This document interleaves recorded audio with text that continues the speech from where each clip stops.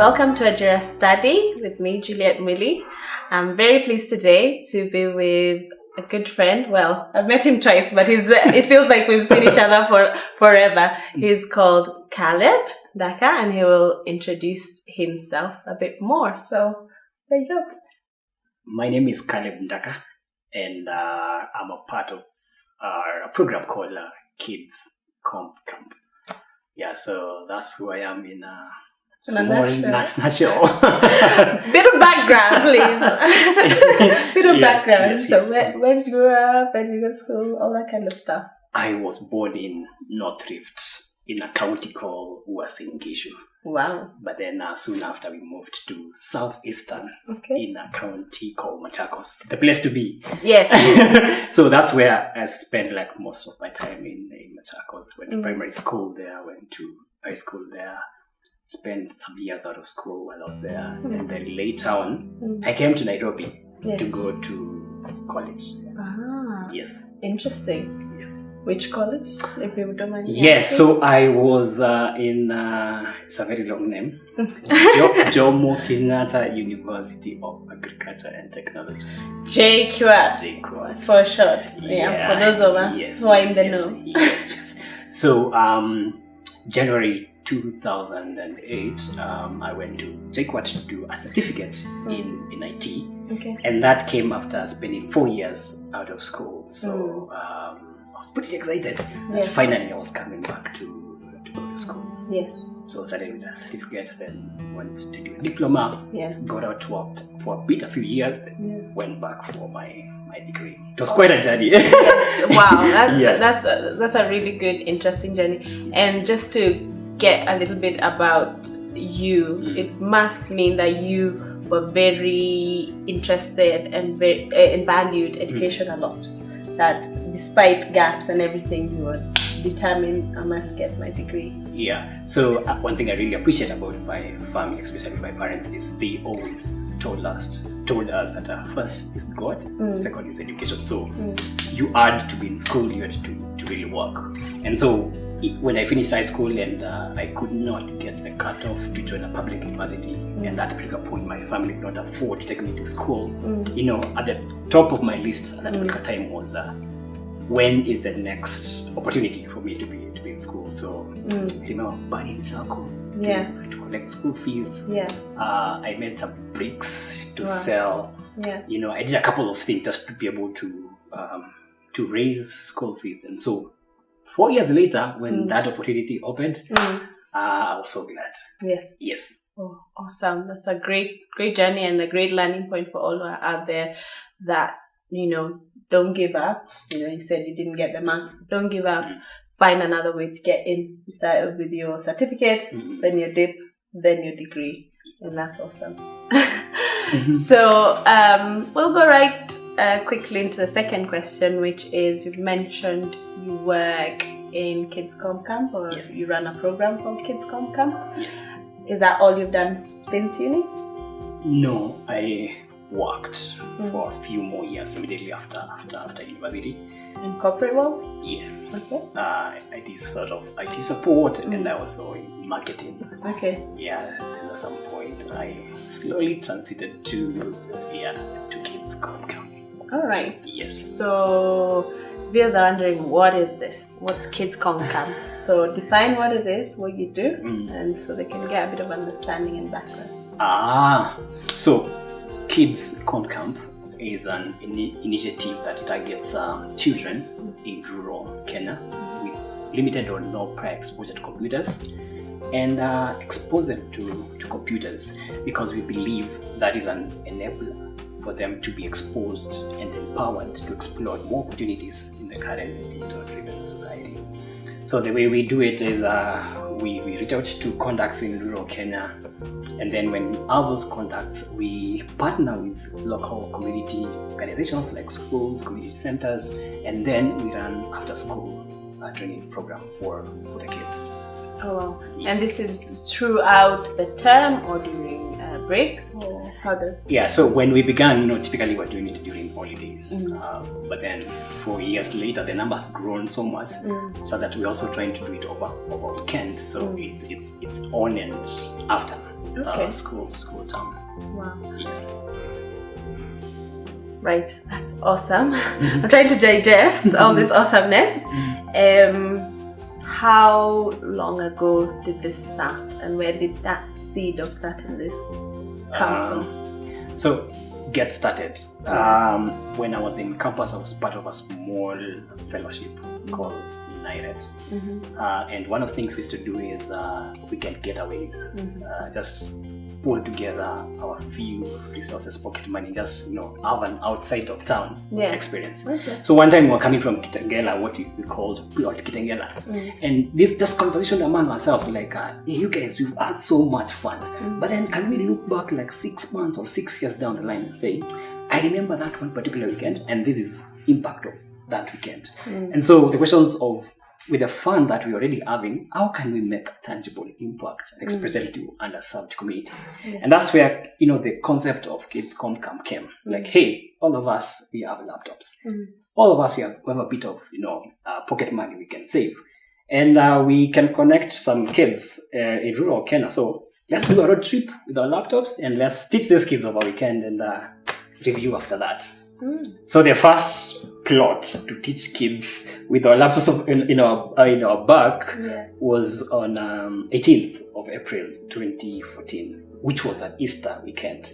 So we met guys because the Easter Good Friday was on Friday, so we left on Thursday evening. So we spent time with the kids on Friday, Saturday, and then we came back on Sunday. And wow, I mean, out of the 60 kids we had in the first cohort, only 3 of them had seen a computer before. And so for us, that was like glaring cap. Like, this can't be. It can't be in this time and age. We need to do something. So that was the first weekend, which was in April. During the second break, August holidays, we went back. The first, in April, we went with like 20 guys. In August, we went like 30 guys. In December, we were like full out. And so that's where Kids Camp came started. And what made you want to do it full time? That's what you do now, full time. What made me want to do this, like commit my primage to this? It's an interesting decision to make, because a lot of people will be like, hey, do your IT support. Try that one. It's easier. So a few things. The first one is, I would say, when I was out of school for 4 years, I really was asking myself, what can I do to plant a seed in my community? Especially among young people who are very talented, very brilliant, but sometimes opportunities are not everywhere. So during those 4 years, I was like, if God helps me to get an opportunity to be in school, I would want to come back and do just something small, and especially for a little one. So that was something at the back of my mind. But also when I went to JCO at campus in 2008, there was this season of your purpose-driven life. It's like everyone was just talking. It's like a keyword of, why are you here? And I remember, having many conversations about, we pray that after campus we would work not just for the paycheck. Paycheck is very good, but we would want something more, something to transform my life. And so yes, I feel Kids Camp gives me that platform, an opportunity to grow my skill, because I'm in tech, an opportunity to share my skill, and also just an opportunity to serve underprivileged communities in this country, in this continent, in this world. Yes, I like that. That you're not a small community. No. Country, continent, world. Ndaka to the world. And we need more people with that kind of mentality, really, of giving back. Each one, teach one. Because that's quite important. What's next for Kids Camp? What have you done? Major things that you've done. You're running the camps. Any interesting partnerships you want to talk about and just highlight to everybody? The major milestones. And what next? So 4 years down the line, we've had an opportunity to serve more than 8,000 kids under 18, both here in Kenya and in Rwanda. Awesome. Yeah, so the next milestone is what we are calling Vision 20K. We want to serve 20K beneficiaries by 2022. Yes, so that's the next milestone. That is what is keeping us on our toes. So you think 8,000 to 20,000? Yes, from 8 to 20. I think not 2022, 2020. 2020. It's almost over. It's a challenge. So yeah, 20K Vision 20K is 20,000 beneficiaries by 2020. Yes, according to Juliet. Yeah, it was. May that come to be. Let's come back again another time and you'll tell me that's happened. So that's the first thing we've done. But then, as a growing program, we've realized also sustainability and scalability is something very important. So we are also piloting a few other programs to complement what we're doing. And the first thing we realize is we need to loop in the teacher, the parent, the older brother and sister, so that they create like a support system around the child. And the way we are doing that is we are diversifying our program, not just to reach out to the kids, but also to serve adults around them. And more importantly, the teacher, the parent, and out of school. Community. Youth. Because we've seen just a crazy rate of idleness. Unemployment in rural Kenya is more than most people think. I think it's more than the 40% people have been talking about. So we want to see how can we improve lives of communities that we serve in a very holistic way. You've really given us a good run through of what Kids Compound does, and I'm pretty sure we could spend all day, right, listening to the good work that you've done across the different counties and countries now since you've been to Rwanda. So if someone is listening, how can they help? How can they join the cause? Where can they follow you? So we are not for profit, and with that we've relied on goodwill of most people. So a couple of ways people can plug in. First and foremost, it's just an opportunity to come and volunteer with us. I mean, we began with just our job, spending a weekend with a computer, teaching a kid how to right click. And that's something most of us take for granted. Yeah. But you drive like 40 kilometers from outside Nairobi, and there are even people who finish high school without that opportunity. So come volunteer with us. We usually say no prior experience needed, only enthusiasm to learn and teach that kid. So come volunteer with us.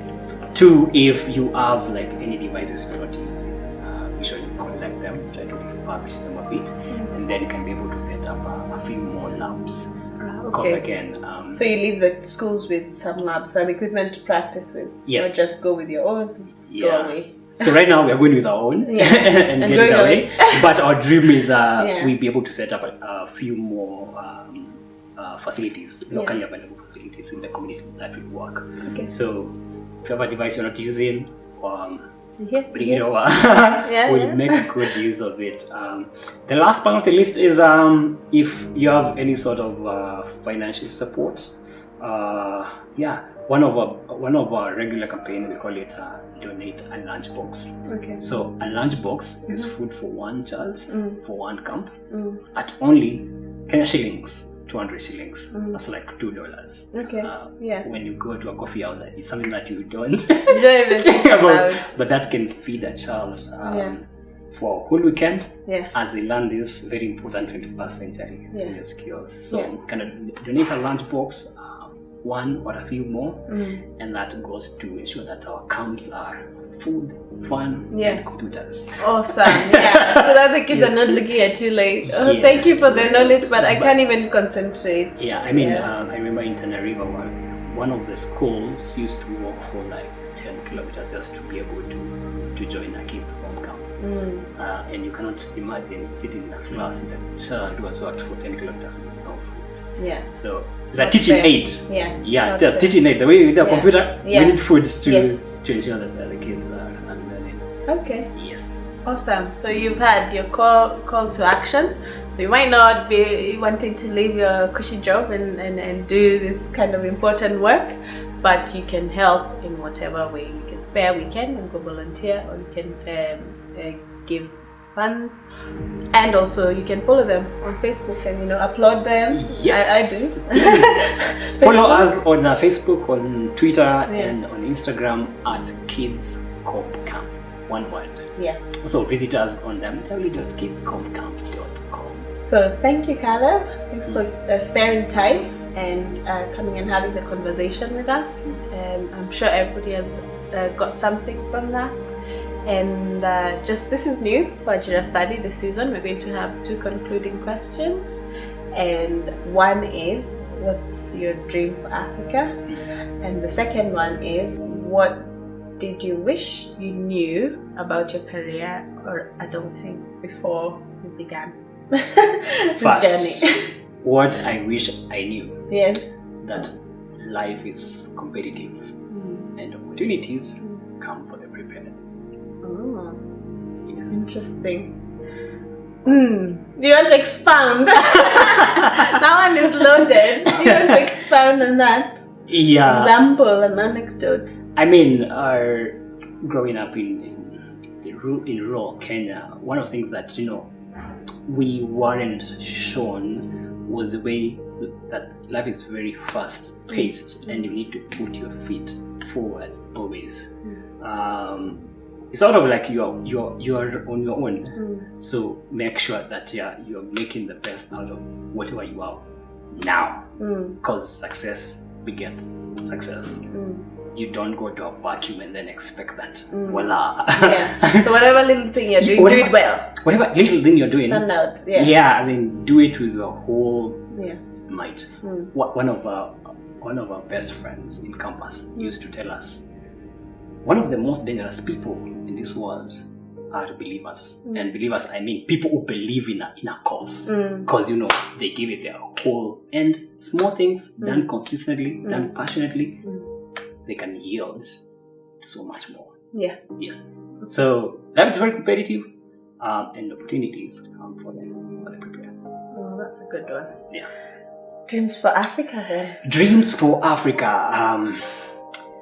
I have a dream that children who grow up in rural communities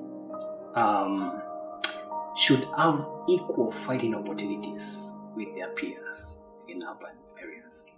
I mean, the numbers are big, like almost 70% of Africans begin their lives in rural community. Yet, those are communities with the least resources, with the least motivation, with the least support system. I look forward to a time where these young, brilliant minds will be given those exposure, that motivation, that support system to be who God created them to be.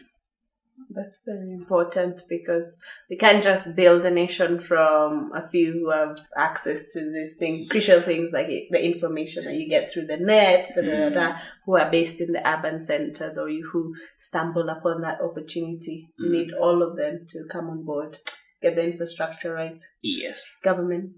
Do their part. And also those laptops never got to the schools? Story for another day. Okay, another day. Right. We'll wrap up by saying thank you so much. It's been a pleasure having you. And any questions, please guys feel free to comment below, and we'll nudge Caleb to make sure that he answers them if they're for him.